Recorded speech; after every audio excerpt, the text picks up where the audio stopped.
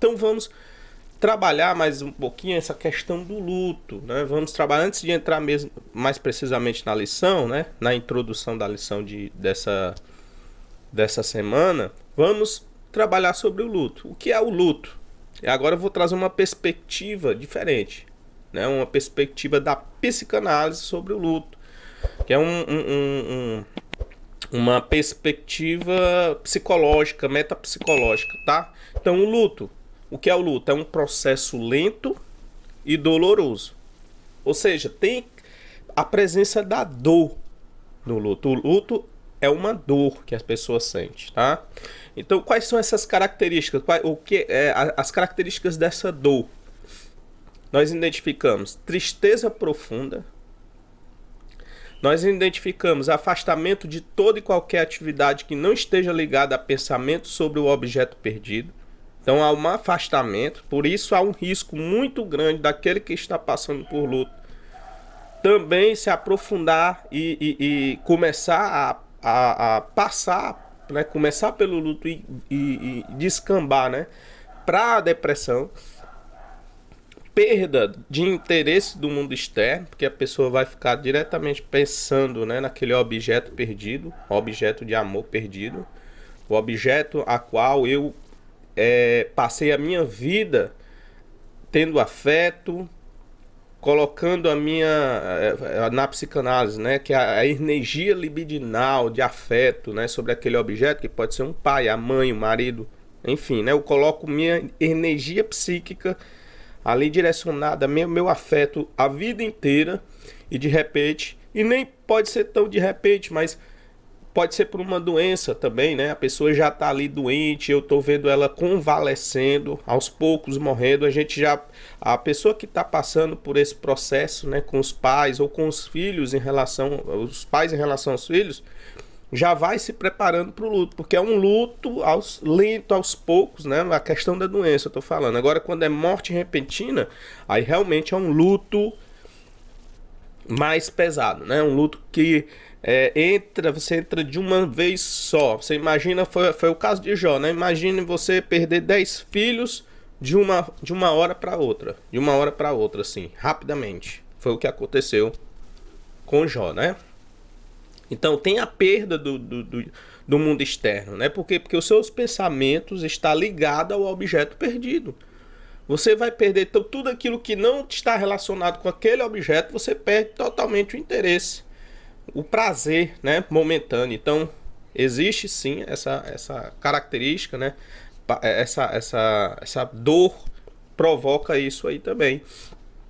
Nós temos também a incapacidade de substituir a adoção de um novo objeto de amor, ou seja, você substituir o objeto que você perdeu por outro objeto de amor, e aí nós vamos ver que o luto ele vai estar resolvido exatamente quando você consegue fazer essa substituição.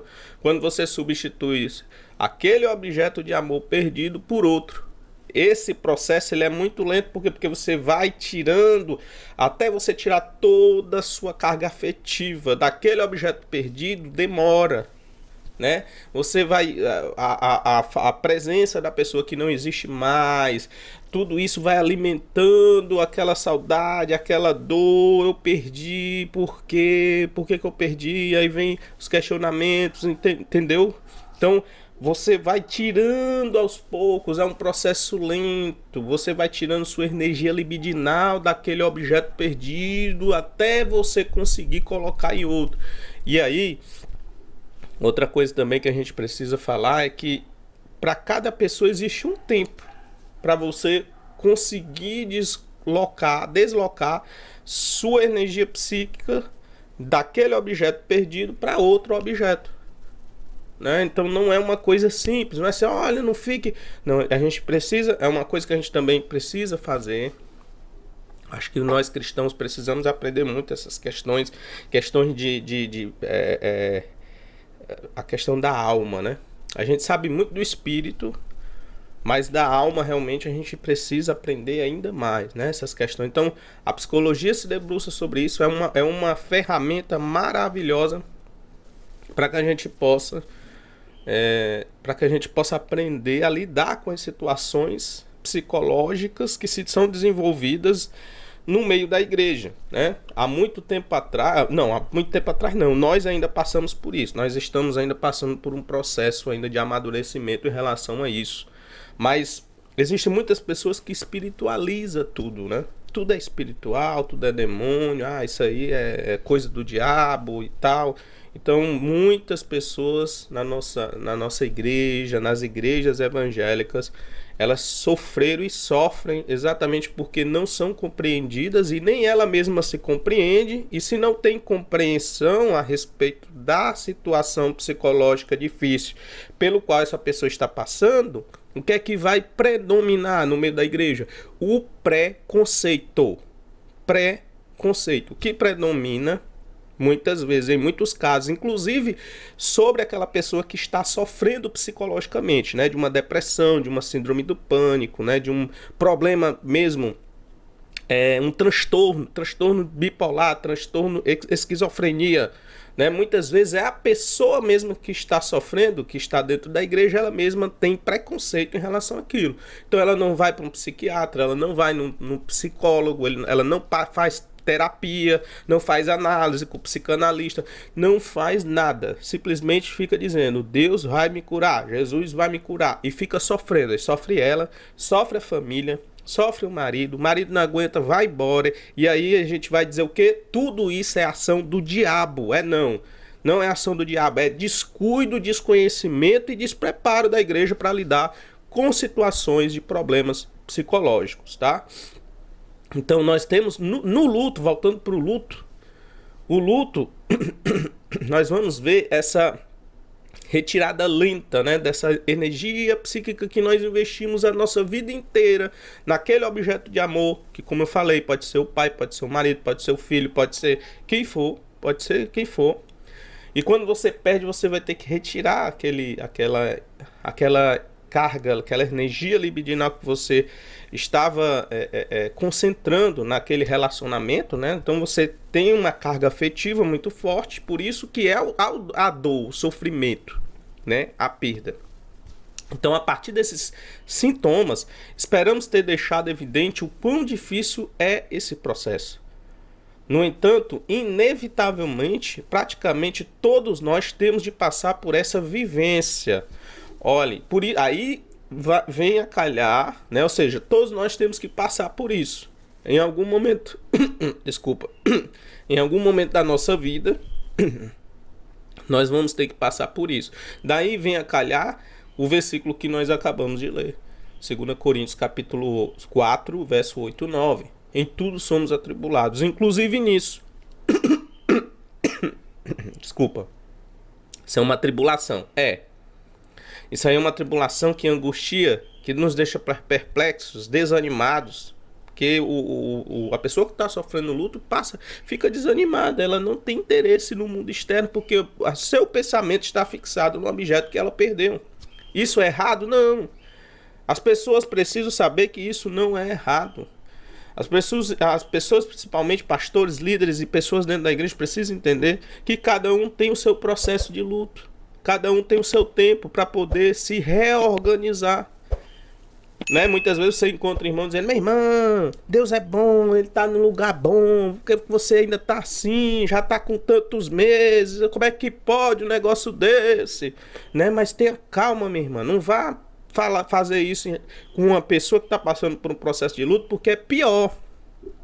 Você ficar cobrando a pessoa para a pessoa passar o mais rápido possível por aquele problema. Sabe o que é isso? O que é isso, minha querida irmã, meu querido irmão? É passar por cima das emoções. A gente fica querendo passar por cima das emoções, como se a gente fosse a pessoa mais forte do mundo, fosse o Jiraya. Não, é o Jiraya das emoções. Eu sou espiritual, eu tenho que passar logo por isso. Não, não é assim. Todos nós temos que respeitar esse processo. Uns passam de maneira mais rápida, outros passam de maneira mais lenta. Mas o importante é o quê? É o que aqui está dizendo. É nós passarmos. Porque é uma vivência da existência humana. É uma vivência da existência humana. O importante é nós passarmos. Uns passarão mais rápido, outros passarão mais devagar. Mas o importante é nós passarmos por isso. Porque se nós também permanecermos muito tempo no luto, sofrendo o luto ali, e não passa e não passa, aí o problema não é o luto. O problema é a dificuldade com perdas. Aí você vai ter que tratar outro problema. Não é o problema mais do luto, mas o problema que aquela pessoa tem com a questão da perda. Porque, e aí tanto faz, porque ela pode passar por esse luto, pode passar por outra perda, e ela sempre vai estar passando, vai ter essa dificuldade. Então a gente tem que trabalhar essa pessoa exatamente essa questão da perda, não a questão do luto, né? O luto em si. O luto é uma perda, mas muitas vezes a pessoa não está preparada, não está em condições de passar por perdas. E aí a gente tem que ver o que é que está acontecendo com essa pessoa. Qual é a história do desenvolvimento psicológico dela, para a gente poder entender por que essa pessoa ela tem essa dificuldade de passar por perdas, né? A gente precisa entender exatamente isso. Então, para a psicanálise, quais são as 4 fases do luto? Então, vamos lá para as 4 fases do luto, tá? Vamos lá para as 4 fases do luto. Vamos lá. Espero que você esteja conosco e bola para frente. Vamos lá. As 4 fases do luto. Primeira, desorientação, torpor, negação e isolamento. Então, a pessoa começa a negar, né, a realidade. Eu não acredito que eu perdi meu pai. Eu não acredito que eu perdi o meu filho. Eu não acredito, no caso de Jó, né? Eu não acredito que eu perdi 10 filhos. Ou seja, a pessoa fica negando aquela situação, né? Este é o momento em que a pessoa tenta se dar conta do que aconteceu. Ainda está sem saber o que foi que aconteceu. O que foi que aconteceu, meu Deus? Está entendendo, ainda não estou entendendo o que está acontecendo. É um momento de assimilação, mas também de negação e desespero diante da verdade. Então, nesse contexto, também é natural que a pessoa queira se isolar para que consiga fazer sentido o que está acontecendo sozinha. Ou seja, ela vai tentar se reorganizar a mente. Por isso que há o afastamento, né? A pessoa se afasta do mundo externo, perde o interesse pelas coisas que ela fazia. Aí muitas vezes as pessoas confundem essa fase do luto com depressão, né? Se minha filha, você tá tão afastada, eu tô preocupada. Por que você se afastou dos seus afazeres? Por que você deixou de fazer tudo aquilo que você gosta de fazer? Por que a pessoa deixou de fazer tudo aquilo que ela gosta de fazer? Porque está passando pelo luto, né? Está passando, é um momento, é uma fase, e aí a gente precisa respeitar. Nós não podemos passar por cima das nossas emoções. Tem que deixar. Se é para chorar, chore. Se você pega a foto do seu filho e você olha e você chora, isso não é anormal, é a coisa mais normal do mundo. Chore, mas chore mesmo, tá? Chore mesmo, porque se você não chorar seu filho hoje, se você não chorar, em outras palavras, se você não sofrer pelo luto, passar pelo luto, você vai, em cima dessa situação, trazer outras para você. Entendeu? Uma certa insatisfação. Por que eu não chorei a morte do meu filho? Eu sou muito insensível. Aí vai trazer ou vai acarretar outros problemas. Problema de culpa, né? Eu me culpar porque eu não chorei. Eu não senti. Eu sou se achar a pior pessoa do mundo, né? Então vai acarretar outros problemas se você não chorar o luto. Então chore, mas chore mesmo. Se isole, tente se reorganizar, saber o que está acontecendo, entender. Tudo isso faz parte do processo. Então, nesse contexto, também é natural a pessoa se isolar. As pessoas que estão próximas devem aprender como agir e consolar neste momento, entendeu? Nós precisamos saber como agir e consolar as pessoas nesse momento. Que esse é o grande problema, porque muitas vezes a gente não sabe lidar. A gente quer que a pessoa não passe logo por isso. Acabe com esse sofrimento, que sofrimento terrível. Não, deixa a pessoa sozinha, tá? Deixa a pessoa sofrer. Se você não tiver nada para acrescentar, nem falar, nem apoiar, então não fale nada, fique só calado, observando. Chore também com ela, que é muito mais. Dá um abraço, muito melhor, né, do que você ficar falando coisas que não tem sentido para aquela situação. tá? Então, em seguida, é muito comum passar pelo momento do choro e da procura.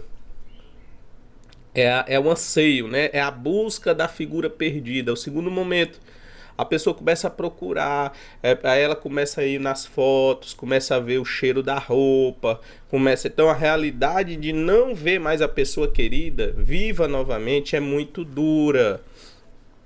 Aquela pessoa que vai e você começa a lembrar dos momentos, o momento que você teve com aquela pessoa nos cantos da casa, as conversas, entendeu? É um sofrimento terrível, é bom, é sofrimento terrível, é. Não é brincadeira, a pessoa começa a sofrer. Por quê? Porque você está ainda com uma carga afetiva muito forte naquele objeto. Então o corpo precisa colocar para fora a dor que a pessoa em luto está começando a sentir. O corpo começa a botar para fora com choro, com aquele certo desespero muitas vezes, né? Um choro incontido. Por quê? Porque você está procurando. Imagine você tá com aquele objeto de todos os dias. O filho, por exemplo, você está cuidando. Eu tenho a minha filha aqui. Todo dia eu e minha esposa a gente se levanta. A gente prepara o seu café da manhã. A gente veste a sua roupinha da escola. A gente coloca todo o lanche dentro da bolsa. E aí ela pega o transporte e vai embora.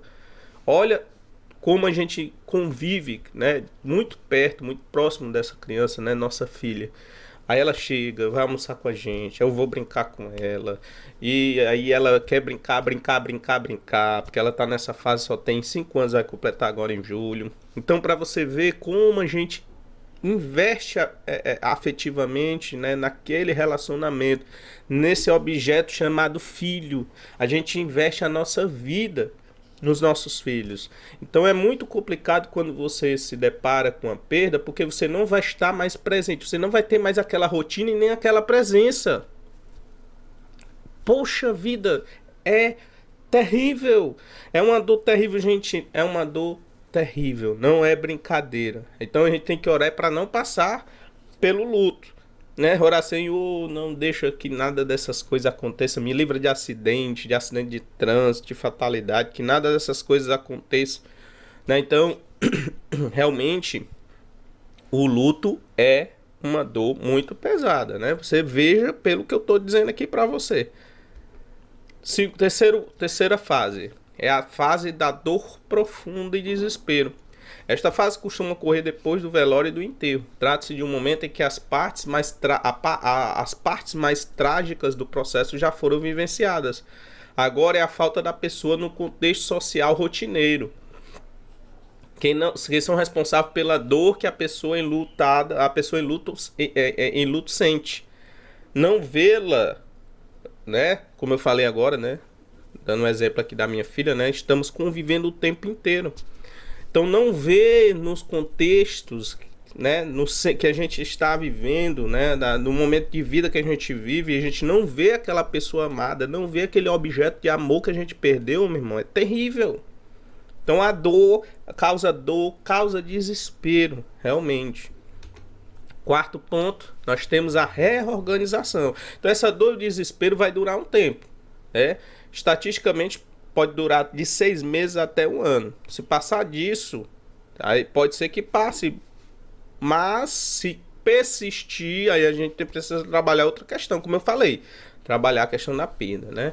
Então, por fim, chega o processo de tentar organizar a vida para continuar seguindo mesmo após a morte do ente querido. Começa a parte de organização da vida. A depender do vínculo, essa fase pode durar anos, né? Essa fase de relaborar, tirar sua energia libidinal daquele objeto. Quando você está tirando aquela energia, né? A energia libidinal, a energia psíquica, afetiva, a carga afetiva que tinha aquele objeto, que você tinha com relação àquele objeto no relacionamento. Quando você vai tirando, esse é o processo lento, que você vai tentar procurar a pessoa por várias vezes durante o dia, nos vários contextos sociais com que você se relacionava com aquela pessoa e você não vai ter. Aí causa o desespero porque você não tem, você vai o quê? Chorar e procurar a pessoa. Então quando você, é muito comum a pessoa que está passando por esse processo ir nas fotos, né? ir nas roupas, cheirar a roupa, para sentir o cheiro da pessoa. Por quê? Porque ela quer que aquela pessoa volte, ela quer a pessoa próxima. E não tem mais. Para você ver como é muito complicado. Trouxe aqui só mais algumas observações sobre o luto. Né? Primeira, pode existir o processo de luto, pode existir um momento de raiva, né? No processo de luto. A raiva surge diante da aceitação do que está acontecendo. Trata-se de uma reação natural diante da injustiça, que é ver uma vida sendo interrompida. Né? Então, pode vir a raiva e pode também existir um momento de barganha. Aqui temos uma diferença marcante, né? Então, há um momento em que o paciente ou enlutado recorre à esperança da cura, da ressurreição milagrosa, ante a finitude que é a morte. É a hora em que se prometem as coisas mais loucas ou as pessoas pedem que sejam levadas no lugar de quem partiu. Então, é o momento da barganha. Vai barganhar, quem dera fosse eu. Meu filho era tão novo. Eu que tenho que sou velho. Meu filho tinha que passar mais tempo, tinha que viver mais. E eu que estou velho, é o que deveria ir. Né? Então a pessoa começa a se sentir dessa forma, barganhando, querendo barganhar. Né? Pode existir também o momento da depressão. Que na depressão o paciente ou enlutado tem a oportunidade de fazer uma reflexão profunda sobre a vida. Nesse momento a solidão se faz muito presente e a dor também. Aqui é muito fácil traçar uma semelhança com o momento de dor profunda e desespero comentado, que a gente comentou agora.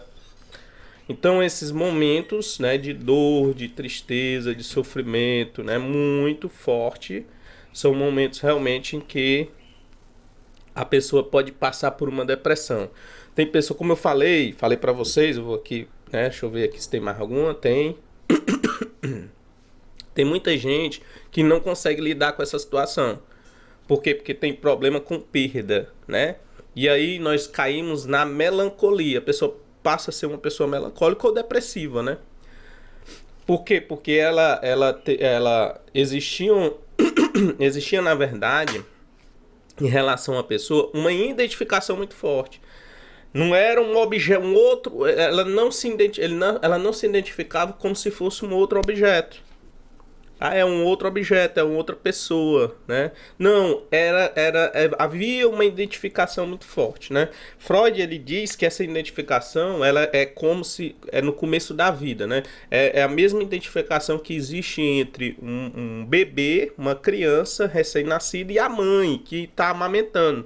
Porque nesse momento a criança ela não consegue distinguir os objetos. Para ela, a criança, a recém-nascida que está ali no seio materno, ela e a mãe, a criança e a mãe, para a criança, são as mesmas coisas. Não existe separação. Ela não consegue perceber que a mãe é outra pessoa. É como se fosse a mesma coisa. Então, esse momento de identificação que acontece, que é uma passagem da vida de todo recém-nascido, né, no crescimento, no desenvolvimento psíquico, no desenvolvimento psíquico, todos nós temos essa fase, né, de identificação. É como se essa pessoa retornasse para essa fase e se relacionasse, né, dessa forma, se identificando como se aquele objeto e eu fosse a mesma coisa. O que é que acontece? Quando aquele objeto se vai, parte, perco, é como se eu me perdesse também. A identificação ela é tão forte que eu sinto-me como se eu tivesse me perdido também. A minha existência também tivesse me perdido. Eu me perco com o objeto. E aí eu perco o sentido de tudo, da existência, da vida. Eu não consigo me levantar, me reerguer. Porque o que é que tem que acontecer, né, no luto? O luto é uma passagem, tem que passar. É uma vivência que você tem que viver. Mas se você não consegue passar, você fica. Então isso significa dizer que você se perdeu no processo. Se perdeu enquanto ser humano único, porque você se identificava com aquele objeto a tal ponto que quando aquele objeto deixou de existir, você também deixa de existir imediatamente. E aí você não consegue mais se reorganizar, porque a ideia do luto é você conseguir se reorganizar. Se reorganizar e pegar aquela energia libidinal que aos poucos foi sendo retirada daquele objeto perdido para outro objeto. E a pessoa melancólica, ela não consegue fazer isso. Ela simplesmente não consegue tirar sua energia libidinal daquele objeto que foi perdido para poder colocar em outra pessoa. Por isso que o sofrimento ele é constante, intenso e para sempre, né? Tem muitas pessoas que têm, e esse é o problema de você não saber perder, né? Sua estrutura, seu desenvolvimento psíquico, ele foi sendo desenvolvido de tal forma que você foi gerando em você, né, uma dificuldade de lidar com perdas, né? Muitas pessoas têm esse problema, né? E esse é o risco, né, da pessoa que está passando pelo luto cair nisso. Por isso que eu digo, toda pessoa, cada pessoa é uma pessoa, precisa ser olhada com um olhar único, né? Deus ele fez cada um com suas características, com a sua forma de pensar, com a sua personalidade.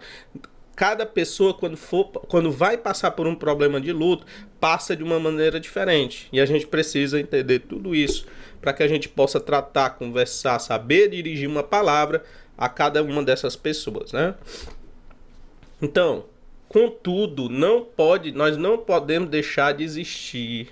Não pode deixar de existir, melhor dizendo, na fase da aceitação. A fase da aceitação, você pode passar pela fase depressiva, você pode passar pela fase do desespero, mas a aceitação ela é um dos pontos principais no processo, no desenvolvimento do processo de luto, que vai dizer para nós que nós estamos passando, superando esse momento, aprendendo a se reorganizar e até já reorganizados diante da perda que nós sofremos. Então, para o enlutado, é o momento em que a saudade se torna mais sossegada. A pessoa lida com a perda de maneira mais pacífica e até começa a ter condições de reorganizar a vida. Então, nesse contexto, esse estágio parece acontecer ou anteceder a fase de reorganização, né, que a gente falou. Contudo, por outro lado, no caso do doente, há uma aceitação da condição.